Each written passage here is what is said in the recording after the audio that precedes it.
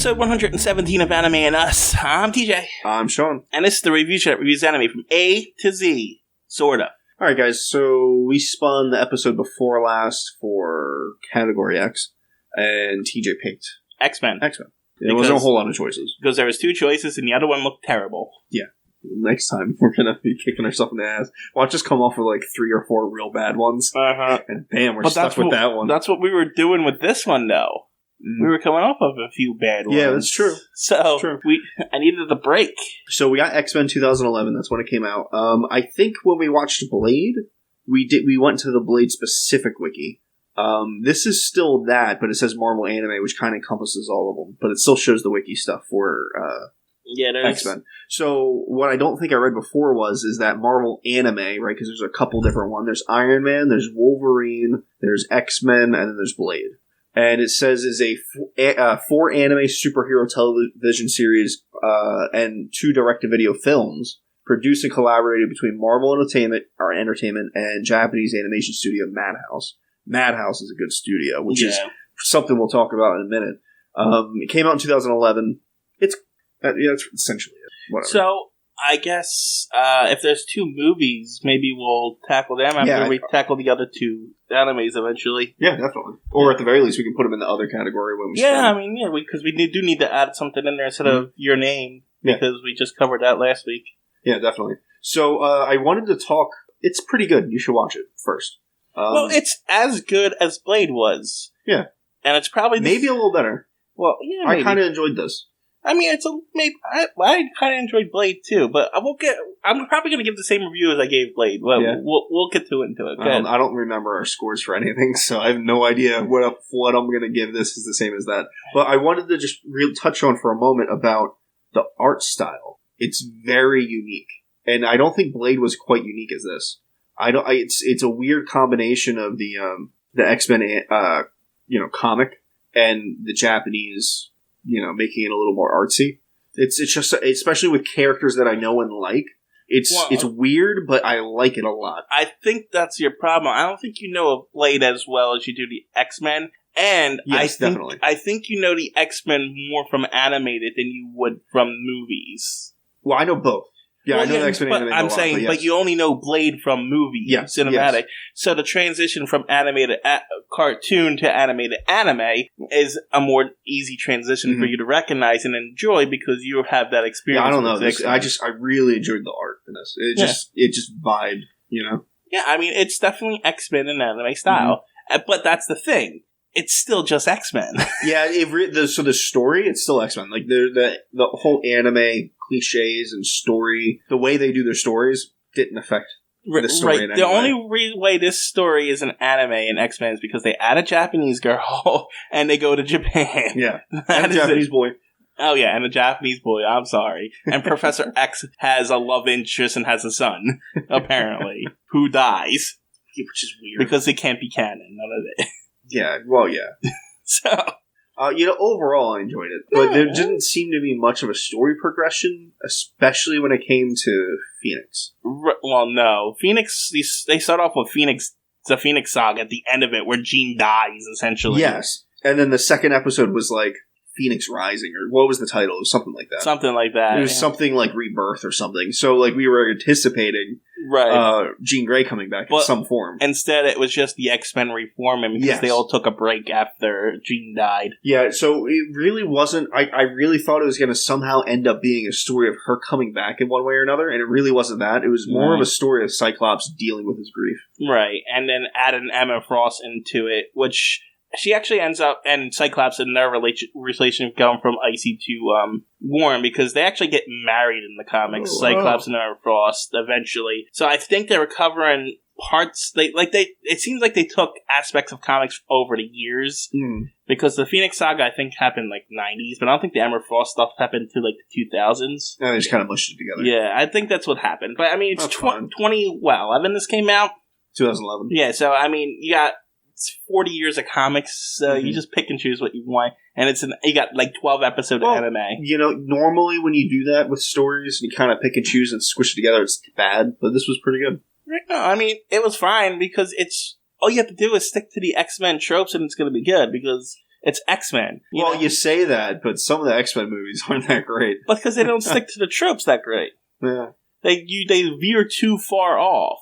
Like, humans are always going to be racist against mutants, which is here. And then there's some kind of mutant activity happening somewhere in the world where more evil mutants are trying to take over humanity and make mutants the superior race, which is happening here. They just don't have Magneto in it. And that's the other thing. There's no... What are the bad guys called in this?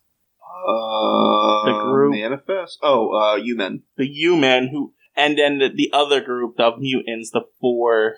Because the Xmen were the guys who were human using technology to take down the humans. Yes. And then there was the group that Emma... the Circle? I think it was the Circle. It wasn't the Circle, but it's something like that. It was something like that. And I'm not as familiar with... Inner Circle. The Inner Circle, that's what it was called. I'm not as familiar with the X-Men comics to know how good or how prevalent those villains are, or even if they're in there. But they didn't use any of the well-known ones, like Juggernaut or Magneto or anything like that. So it's interesting that they chose to use different things in there, but it also lacks some grabbing you because you don't know who these characters are, too. Yeah, and they also introduced them kind of late.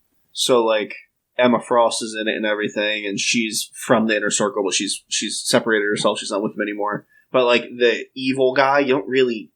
he's not really unveiled until, like, 2 or 3 episodes till the end. And I learned in this that X-Men has a lot of psychics, and they are not good bad guys. And they're kind of boring powers, psychic powers. Yeah, it's essentially, illusion. Yeah. That's kind of like, one point, Professor X is flying to try to get there, and he's trapped in, like, a vortex of mind stuff for, like, 2 episodes, and it's like, Yeah, you need a big, bad character like Magneto or something like that. Yeah, you definitely need someone in the forefront that's ready to trade blows. But it was also a bit refreshing because I've seen all the X-Men movies and I've seen some of the X-Men cartoons. It's kind of refreshing to get another bad guy that's not in all the other ones that I've seen. Yeah, so like I said, it's a different take on everything. But like I said, it's easier to grab on. They could have told the same story with characters that we knew. Yeah, well, that's my point, though. With characters that we knew, but, like, it's nice to get new characters. I've seen those characters time and time again. Yeah, I know. I understand that. But, when you give me 7 or 8 new characters that I don't know. Yeah. So, maybe throw one in there that I did, except for the 4 cameos at the end. Because I think, like, Nightcrawler and... Yeah. And what was it? Who are the other ones? Nightcrawler, Deadpool, Colossus, and there was another one. They made a cameo? Yeah, in the last episode. Well, I didn't notice that. Maybe I closed my eyes for a minute. In the last episode, when Professor X is talking to the entire world... Oh, okay, I gotcha. They showed Colossus, Deadpool, some guy... It was like, mutants, we must come together and be good. And they showed, I think it was like Nightcrawler and Deadpool together, and then Colossus and this other weird guy that I've never seen before. What's kind of funny is, like, the X-Men are, like, saving the world in Japan, but like everyone else is just living their life. Yeah. And then Professor Xavier's in their head, we must come together. Dude, I'm busy. Right. But I mean, I guess because his son is an alter in reality to the point that it's destroying everything. Yeah, I mean, I guess there's disasters happening around the world. Oh, yeah, they sorta showed that. But they didn't really go into detail. Yeah. Which is funny because they could have focused a little more on things they should have because they spun their wheels a lot in the beginning. Mm-hmm. So yeah, I don't know. Overall it was enjoyable. I liked it. So it wasn't terrible. What was the premise, Shawn? Oh yeah, we just kind of went into the story and this and that. Well, I mean X-Men. If you know X-Men, you know X-Men. Yeah, but what was the premise of this particular story? At the very beginning, Phoenix dies. The X-Men get back together because there's a girl missing in Japan. Yep, and they're just investigating that. That's pretty much, and Cerebro can't access the mutants. Japan. That specific area of Japan is dark zone. So it's all mystery. They go, they investigate a bunch of stuff. They find her and Emma Frost in like a Saiyan, healing chamber. Essentially, they're not healing, but I don't know. They're a cryogenic chamber. They're asleep or whatever. Oh, I guess we should talk about who the X-Men are in this because it's an anime. Yeah, but no, my point is there's not all the X-Men team members that you would think of in it. And it only has Cyclops, Wolverine, Storm, and Beast. Oh, yeah, Beast. Yeah. So, like, all the other ones, like, from the cartoons are there. I think Rogue makes a slight cameo, too. Yeah? Yeah, but...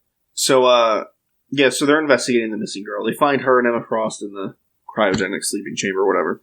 And then they wake up, they explain some stuff, they don't answer some stuff, they still have questions for some stuff, but they take them back to America, to Professor's place, and they train them, and now they're the X-Men. Now they're the X-Men, right. And it's, Wolverine and Cyclops butt heads, Beast is all scientific. Storm... You know what, though? I never remembered Beast being so strong.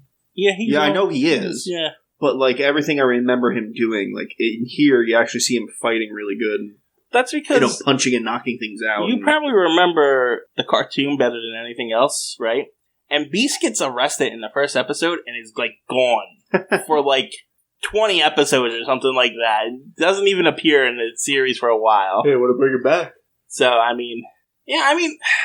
here's the thing.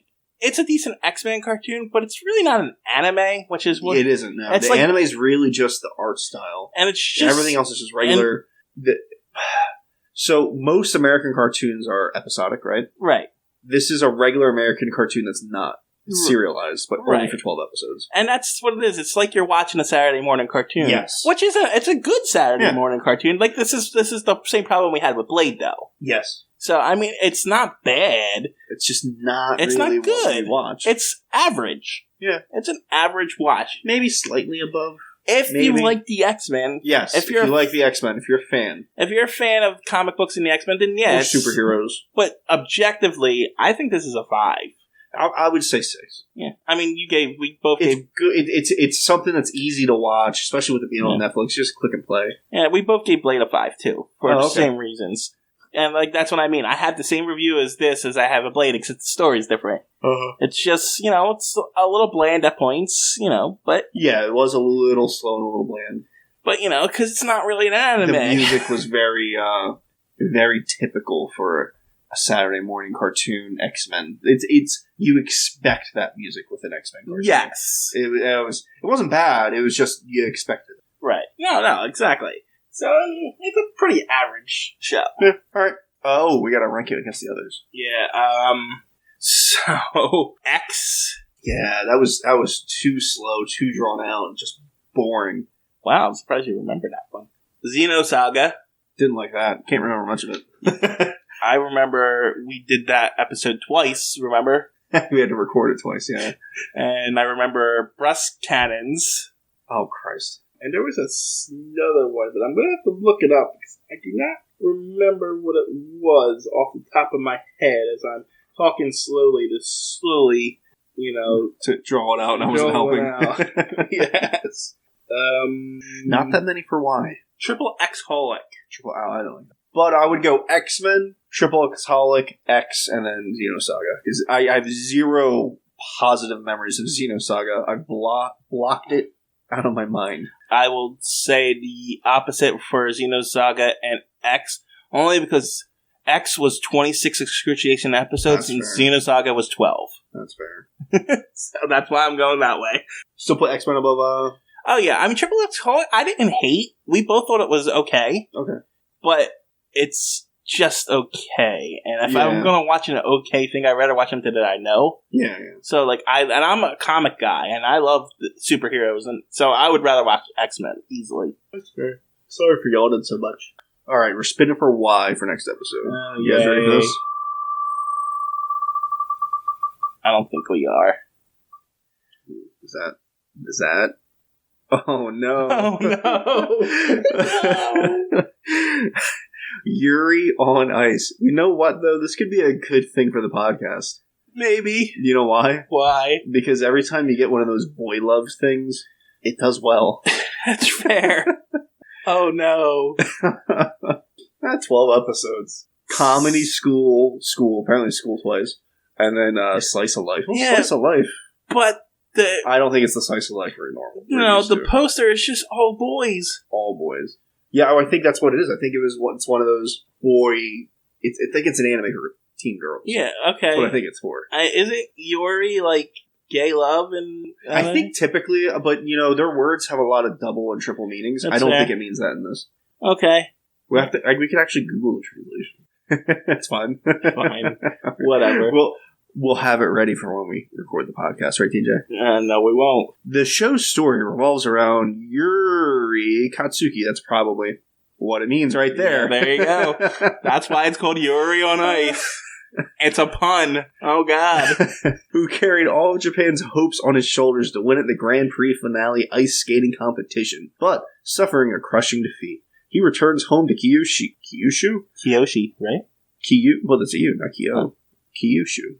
Oh, Kyushu. Whatever. And half feels like he wants to retire, and half feels like he wants to continue ice skating. With those mixed feelings swirling inside of him, he confines himself inside his parents' house. Suddenly, the 5-time consecutive world champion ice skater Viktor Nikiforov, that's terrible, appears before him, and along with him is Yuri something. Another Yuri. Viktor Nikiforov. Well, there's 2 Yuris, in case you didn't. I didn't know that. Nope, I didn't catch that. Appears next to Victor. I'm hoping Yuri. this is a sports anime and they just like the Yuri name and it's not really... I mean, it's figure skating, right?